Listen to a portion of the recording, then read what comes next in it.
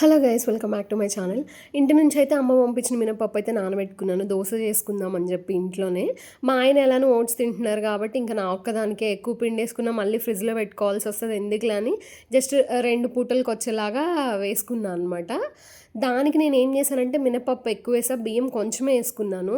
మరి దాని ఎఫెక్టో ఏంటో తెలియదు కానీ నాకెందుకో దోశ ఎప్పుడు కూడా పెనం మీద ఫస్ట్ దోశ నీట్గా వస్తుంది అనమాట. రెండో దోశ అసలు రాదు. మీరు కూడా చూడండి, ఇది నా ఫస్ట్ దోశ బాగా వచ్చింది. ఇంకా నేను దానిలోకి మళ్ళీ నా ఒక్కదానికి చట్నీ ఏం చేసుకుంటా అని చెప్పి నేను చట్నీ కూడా చేసుకోలేదు. జస్ట్ కొంచెం గీ యాడ్ చేసేసుకున్నాను, కొన్ని ఆనియన్స్ వేసేసుకున్నాను అనమాట. ఇంకా రెండో దోశ ఉంటుంది, అబ్బా ఎప్పుడూ అంతే, దోశలు వేసిన ప్రతిసారి రెండో దోశ రాదు. మరి నేను హీట్ అడ్జస్ట్ చేసుకోవడం, ఆ పెను వేడెక్కేది చల్లబడేది అది చూసుకోవాలి ఏంటో తెలియదు. మీకు బెస్ట్గా దోశలు వేయడం తెలిస్తే నాకైతే కామెంట్ చేయండి. ఇక్కడ దీనిలో మినప్పిండి ఎక్కువైంది కాబట్టి దానికి కూడా అలా అతుక్కుందేమో అనే డౌట్ కూడా వచ్చింది.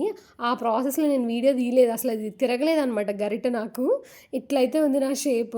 ఇంకా నేను ఒక్కదాన్నే తింటున్నా కాబట్టి సరిపోయింది. ఏ చుట్టాలో గట్రా వచ్చారనుకో, అమ్మో ఈమెకు దోశ వేయడమే రాదు, ఇంకా వంట ఏం చేసి పెడుతుందో అని అనుకుంటారు. బట్ లేదు, మళ్ళీ 3, 4 దోశలు ట్రై చేశాక కొంచెం బాగానే వస్తుంది అనమాట దోశ షేప్.